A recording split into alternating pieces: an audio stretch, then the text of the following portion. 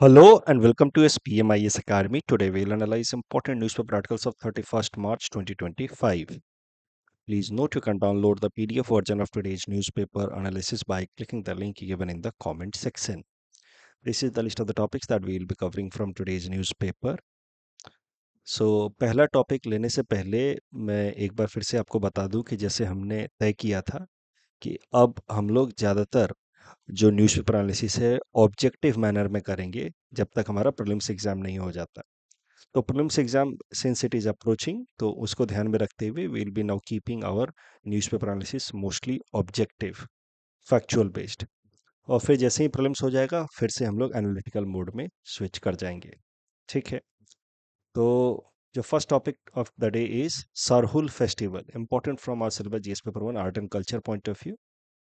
Sarhul festival जो है वो एक ट्राइबल फेस्टिवल है। ज़्यादातर झारखंड और छोटा नागपुर रीजन के ट्राइबल्स इसको सेलिब्रेट करते हैं। इसका अलग अलग मायनों में सिग्निफिकेंस है। It is tribal new year also, it represents arrival of spring season and it is also the beginning of new agricultural cycle. Sarhul festival में जो ट्राइबल कम्युनिटी है वो साल ट्री को वर्शिप करती है। तो इनफैक्ट सरहुल का मतलब ही होता है साल ट्री। इसी कारण से सरहुल फेस्टिवल में साल ट्री का वर्शिप किया जाता है। तो Sarhul itself means amongst the tribal group साल ट्री। साल ट्री जो है वो एक सैक्रेड पोजीशन होल्ड करता है अमंग्स द ट्राइबल कम्युनिटी। तो जो आदिवासी ट्रेडिशन है उसके हिसाब से sal tree is associated with Sarna Maa. Sarna Maa is the deity goddess who is believe to protect the tribal villages. तो साल ट्री जो है वो गॉडेस सरना से रिलेट करके देखा जाता है। इसी कारण से सरहुल फेस्टिवल के दौरान साल ट्री की पूजा की जाती है।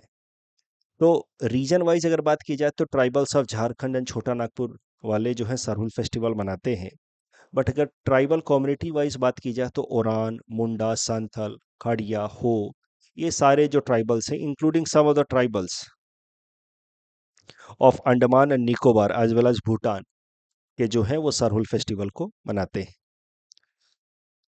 अब सरहुल फेस्टिवल जनरली 3 दिन का फेस्टिवल होता है। डे 1 को बेसिकली प्रिपरेशन वगैरह किया जाता है, डेकोरेशन वगैरह किया जाता है, साल ट्री को ऐसे सजाया जाता है, पेंटिंग वगैरह की जाती है। डे 2 को मेनली रिचुअल्स होते हैं, वर्शिपिंग एंड ऑल। डे 3 को फिर कम्युनिटी फीस्ट अरेंज किया जाता है। ये जो सरहुल फेस्टिवल मनाने वाले ट्राइबल्स हैं, जो सरहुल फेस्टिवल के दौरान साल ट्री की पूजा करते हैं because sal tree is associated with Sarnama, ये जो ट्राइबल्स हैं they consider themselves to be part of a separate religion, Sarna धर्म, सरना रिलीजन। तो अगर सरना धर्म की बात की जाए तो अभी तक officially it is categorized as a sect within Hinduism only. But tribals का मानना है कि ये हिंदुइज्म से एक अलग धर्म है। जो ट्राइबल सरना धर्म को मानते हैं they worship nature, forest, mountains etc, and they don't consider themselves as part of Hinduism. They are fighting for a separate religious identity. In fact, Jharkhand assembly ने 2020 दिसंबर में ही एक रिजोल्यूशन पास किया था जिसके अंतर्गत झारखंड असेंबली ने आइडेंटिफाई किया था सरना रिलीजन को as a separate religion. But अभी तक भारत सरकार जो है वो सरना रिलीजन, एक अलग से रिलीजन को नहीं मानती है। भारत सरकार के हिसाब से Sarna is part of Hinduism only, it is a sect within Hinduism only. इस टॉपिक डिस्कशन के बेसिस पे ये प्रीलिम्स प्रैक्टिस क्वेश्चन है। Please attempt this question and submit the answer in the comment section. The next article is about operation Brahma, important from our syllabus GS paper 2 international relations point of view. Operation Brahma है क्या? ये भारत का humanitarian mission है। आपको पता है कि हाल फिलहाल में म्यांमार के अंदर मेनली एक मैसिव अर्थक्वेक आया जहां पे 1600 से भी ज़्यादा लोगों की जान जा चुकी है। तो अब rescue operation and disaster management mission के तौर पे भारत सरकार ने ऑपरेशन ब्रह्मा लॉन्च किया in order to assist Myanmar from recovering from this current setback. तो ये एक लार्ज स्केल ह्यूमैनिटेरियन मिशन होगा, भारत सरकार ने लॉन्च किया है म्यांमार के लिए। इसके अंतर्गत national disaster response force Bharat की वो 80 मेंबर की टीम भेजेगी। साथ ही साथ जो इंडियन आर्मी है वो अपना एक स्पेशलाइज्ड मेडिकल टास्क फोर्स भेजेगी। उस स्पेशलाइज्ड मेडिकल टास्क फोर्स जो इंडियन आर्मी भेज रही है उसका नाम है शत्रुजीत ब्रिगेड मेडिकल रिस्पॉन्डर्स। उसके अलावा दो Indian naval ships INS Satpura and INS Savitri को भी भेजा गया है with about 40 tons of humanitarian aid to the port of Yangon of Myanmar. तो ऑपरेशन ब्रह्मा पे आपसे इस तरीके का प्रीलिम्स में प्रश्न पूछा जा सकता है। Please attempt this question and submit the answer in the comment section. अगर मेंस में कुछ प्रश्न आया, मैंने कहा है कि जो स्टूडेंट्स अगले साल की तैयारी कर रहे हैं 2026 को, उनको डेली एक आंसर राइटिंग प्रैक्टिस करते रहना है मेंस का। तो इसके लिए मैं एक मेंस का क्वेश्चन देता रहूंगा। Rest who are planning to write prelims of upcoming of June month, तो वो भी एक मेंस का आंसर डेली लिख सकते हैं 7-8 मिनट का टाइम डिवोट करके। इससे क्या है कि आपका मेंस का टच बना रहेगा। तो ऑपरेशन ब्रह्मा पे सीधा सीधा प्रश्न तो आएगा नहीं अगर मेंस में आएगा तो, क्योंकि मेंस में थोड़ा सा जेनरिक प्रश्न आता है। तो प्रश्न आ जाएगा इंडिया के रेस्क्यू डिप्लोमेसी के बारे में। हाल फिलहाल में भारत ने काफी प्रोएक्टिवली रेस्क्यू ऑपरेशंस लॉन्च किए हैं जहां पे भी जरूरत पड़ी है। जैसे ऑपरेशन मैत्री नेपाल में लॉन्च किया था आफ्टर अर्थक्वेक, ऑपरेशन राहत येमेन कन्फ्लिक्ट के लिए, ऑपरेशन गंगा, वंदे भारत, ऑपरेशन कावेरी। उसी डायरेक्शन में देखा जा सकता है ऑपरेशन ब्रह्मा को भी। तो रेस्क्यू डिप्लोमेसी क्या है, रेस्क्यू डिप्लोमेसी, उसका क्या स्ट्रैटेजिक एंड ह्यूमैनिटेरियन सिग्निफिकेंस है, उस पर प्रश्न पूछा जा सकता है। तो खुद से बना करके लिखिए, जरूरत पड़े तो आप हिंट्स भी देख सकते हैं। Next topic is about Sahyog portal. This topic is important from our syllabus GS paper 2 governance point of view. क्या है सहयोग पोर्टल?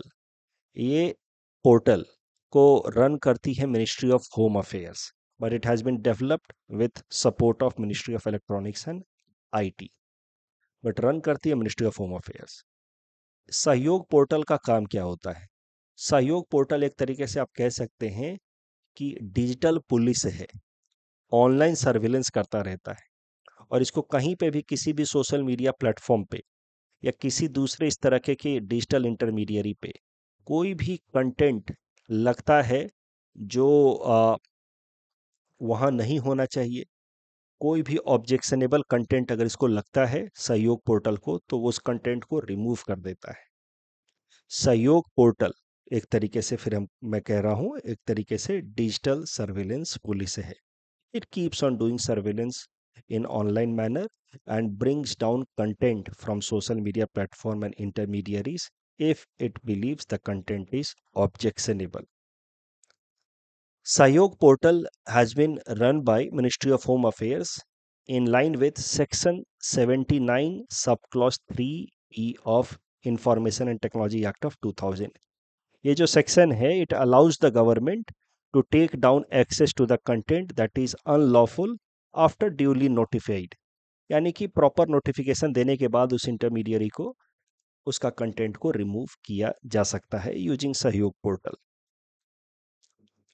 अब करंट न्यूज क्या है? एक्स, जिसको पहले ट्विटर कहा जाता था, अब उसका नाम बदल करके हो गया एक्स, इसने हाल फिलहाल में भारत सरकार के ऊपर एक केस रजिस्टर किया है इन कर्नाटका हाई कोर्ट ओवर सहयोग पोर्टल। एक्स का कहना है कि जो सहयोग पोर्टल लॉन्च किया है भारत सरकार ने, ये अननेसेसरी सेंसरशिप लगा रहा है। सहयोग पोर्टल को भले लॉन्च किया गया है in order to fulfil the mandate of section 79 sub clause 3B, but सहयोग पोर्टल जो है वो आर्बिट्ररी तरीके से काम कर रहा है, क्योंकि section 79 3B of IT act कहता है कि कोई भी कंटेंट रिमूव किया जा सकता है फ्रॉम डिजिटल प्लेटफॉर्म अगर वो कुछ कंडीशंस को वॉयलेट करता है तो, और वो कंडीशंस मेंशन किए गए हैं in section 69A of IT act. जैसे कि some specific grounds like national security का वॉयलेशन अगर हो रहा है, तो उस केस में सेक्शन 79 सब क्लॉज 3B का इस्तेमाल करके उस कंटेंट को रिमूव किया जा सकता है। कंफ्यूज नहीं होना है, ध्यान से सुनिए। Section 79 sub clause 3B allow करता है सरकार को किसी भी डिजिटल कंटेंट को रिमूव करने के लिए, बट किस ग्राउंड पे वो डिजिटल कंटेंट रिमूव किया जाएगा। ऐसा तो नहीं कि जो कंटेंट आप चाहें वो रिमूव कर सकते हैं। वो ग्राउंड मेंशन किया गया है सेक्शन 69A में। अब एक्स ने जो कंप्लेन किया है कर्नाटका हाई कोर्ट में वो ये है कि सहयोग portal which acts as per the mandate of section 79 subclause 3b does not follow the safeguards provided under 69A। बिना नेशनल सिक्योरिटी के मामले के भी वो कंटेंट हटा देता है। तो एक तरीके से ये एब्सोल्यूट सेंसरशिप है। It is not following the safeguards provided under section 69A। Section 79 sub clause 3B के अंतर्गत लाया जरूर गया है सहयोग पोर्टल को, but this portal does not follow the limitations put under section 69A। इस टॉपिक डिस्कशन के बेसिस पे प्रीलिम्स प्रैक्टिस क्वेश्चन है। Please attend this question and submit the answer in the comment section. The next article is about Mars mission of SpaceX. This topic is important from our syllabus GS paper 3 science and technology point of view. Elon Musk is everywhere. No. Elon Musk की एक space company भी है space x, उनकी एक automobile company भी है Tesla. तो news ये है कि इलॉन मस्क ने हाल फिलहाल में, who is CEO of space x, announce किया है कि एक अनक्रूड मिशन, यानी कि इंसान नहीं भेजे जाएंगे बट अनक्रूड मार्स मिशन भेजा जाएगा by the end of 2026 bye space x. उस मार्स मिशन में जो भेजेगा स्पेस एक्स, उसके अंदर इंसान तो नहीं होंगे बट एक रोबोट होगा। उस रोबोट का नाम है Optimus, which has been developed by Tesla. तो जो 2026 का मार्स मिशन होगा जो स्पेसएक्स भेजेगा, उसमें एक ऑप्टिमस नाम का रोबोट होगा which has been developed by Tesla which is again owned by Elon Musk. और जब ये मिशन सक्सेसफुल हो जाएगा रोबोट वाला मिशन, तो फिर पॉसिबली ह्यूमन लैंडिंग कराई जाएगी मार्स के ऊपर बाय 2029। और इस मिशन के लिए स्पेसएक्स ने डेवलप किया है एक reusable super heavy lift launch vehicle जिसका नाम है स्टार सिप। अब ये मिशन हाल फिलहाल में काफ़ी सारे चैलेंजेस फेस कर रहा है। एक तो सबसे बड़ा चैलेंज ये है कि 2 back to back test flight failures हुए हैं स्टारशिप के। स्टारशिप की टेस्टिंग कराई गई, फेलियर्स हो गए, उसके क्रिटिकल इंजन का फेलियर हो गया। अब फेलियर्स हो रहे हैं, इस कारण से मिशन डिले हो रहा है। अब डिले होने से प्रॉब्लम क्या होगी, देखिए कि मार्स और अर्थ के बीच में एक स्पेसिफिक अलाइनमेंट जब बनता है तभी जाकर के मार्स मिशन अर्थ से लॉन्च किया जा सकता है, क्योंकि उस टाइम में Mars is closest to the Earth. So this is known as Earth Mars launch window. क्योंकि मार्स अपने हिसाब से रिवॉल्व कर रहा है अराउंड द सन, अर्थ अपने स्पीड से रिवॉल्व कर रहा है अराउंड द सन। अर्थ को जितना टाइम लगता है अर्थ के अराउंड एक रिवॉल्यूशन कंप्लीट करने में, मार्स उससे लगभग 2 गुना समय लेता है। तो इस कारण से अर्थ और मार्स का जो अलाइनमेंट है विथ रिस्पेक्ट टू सन वो हमेशा एक जैसा नहीं रहता है। कभी कभार अर्थ और मार्स एक दूसरे से काफ़ी दूर हो जाते हैं, कभी कभार वो काफ़ी नज़दीक होते हैं। जब वो नज़दीक होते हैं तभी अर्थ से मार्स मिशन भेजा जा सकता है। तो इसी को कहा गया है अर्थ मार्स लॉन्च विंडो, जो हर 26 महीनों में एक बार ये फेवरेबल सिस्टम बनता है, जहाँ पे अर्थ और मार्स के बीच में जो डिस्टेंस है वो सबसे कम होता है। तो अगर अभी हम बात करें तो ऐसा विंडो जो है वो बनेगा नवंबर एंड दिसंबर 2026 में। यानी कि उस टाइम में अगर एक मिशन लॉन्च किया गया तो ही मार्स तक वो पहुंच पाएगा। अगर नहीं हो पाया उस टाइम में तो फिर next window will be about after 26 months which will be January February 2029। यही कारण है कि इलॉन मस्क का ये जो प्लान है कि एक रोबोट वाला रोबोटिक पैसेंजर वाला हम मिशन भेजेंगे मार्स के ऊपर इन दिसंबर 2026, वो मिशन काफ़ी डिफिकल्ट सीम कर रहा है अभी के लिए, क्योंकि उसके जो 2 इम्पोर्टेंट क्रिटिकल टेस्ट थे वो फेल हो गए और अब टाइमलाइन जो है वो नैरो होता जा रहा है। और अगर 2026 दिसंबर तक ये फाइनलाइज नहीं हो पाया तो फिर नेक्स्ट विंडो होगा 2029 में। तो these are the challenges which this mission is facing right now. But आपको नाम याद रखना है इस रोबोट का नाम क्या है, ऑप्टिमस। प्रीलिम्स पर्सपेक्टिव से इंपॉर्टेंट है। साथ ही साथ मार्स मिशन का जो लॉन्च विंडो होता है वो टाइम भी आपको याद रखना है। हर 26 महीने में एक बार ये सिचुएशन बनती है। नवंबर दिसंबर 2026 में एक विंडो बनेगा, next will be in 2029 and उसके बाद नेक्स्ट विल बी इन 2031। इस टॉपिक डिस्कशन के बेसिस पे प्रीलिम्स प्रैक्टिस क्वेश्चन है, please attempt this question and submit the answer in the comment section. Next topic is about Gudi Padwa and other new year festivals celebrated across the country, important from prelims exam point of view। Gudi Padwa जो है वो Marathi and Konkani Hindus का new year festival होता है, जिसको Maharashtra, Goa and some parts of Karnataka में मनाया जाता है। It is on the first day of Chaitra month which is basically in March या अप्रैल महीना। It marks the beginning of new year and spring season also. तो जैसे सरहुल फेस्टिवल होता है spring season and new year for tribals, वैसे ही Gudi Padwa is new year and spring season beginning for Marathi and Konkani Hindus. अभी जो टाइम चल रहा है, आने वाले 2 वीक के अंदर अलग अलग भारत के हिस्सों में अलग अलग ग्रुप जो हैं वो अपना न्यू ईयर मनाएंगे। For example, Ugadi festival in Andhra Pradesh, Telangana and Karnataka is also a new year festival across India. Chaitra Navratri North India मनाया जाता है।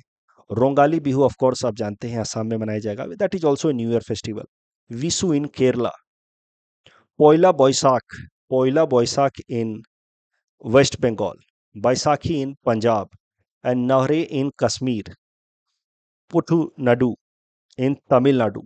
तो ये सब न्यू ईयर फेस्टिवल्स हैं, भारतीय नव वर्ष के फेस्टिवल्स हैं भारत के अलग अलग हिस्सों में। चिरोबा फेस्टिवल, ये सब कुछ आपको एक बार याद रखना है प्रीलिम्स पर्सपेक्टिव से।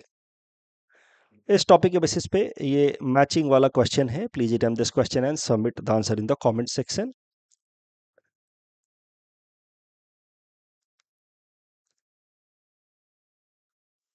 ये क्वेश्चन थोड़ा सा गलत हो गया, यहाँ पे रिंग ऑफ फायर नहीं होना चाहिए, मैंने जब क्वेश्चन दिया था तो बस आपको ये प्लेट बाउंड्रीज कौन कौन से सही हैं वो बताना था। Both are correctly matched, but Sagaing is not with respect to ring of fire, right? Sagaing is Aleutian is part of ring of fire, but Sagaing is not। तो क्वेश्चन यहाँ जाकर के थोड़ा सा मुझसे फ्रेम करने में गलती हुई है, but both are correctly matched. ATMs in India NPCI manage करता है, उनको लिंक करता है। Twin deficit is physical deficit and current account deficit, so none of them are true. And here the name of the first feature film is not correct, बाकी दोनों सही हैं। That's all from our side for today, thanks for watching.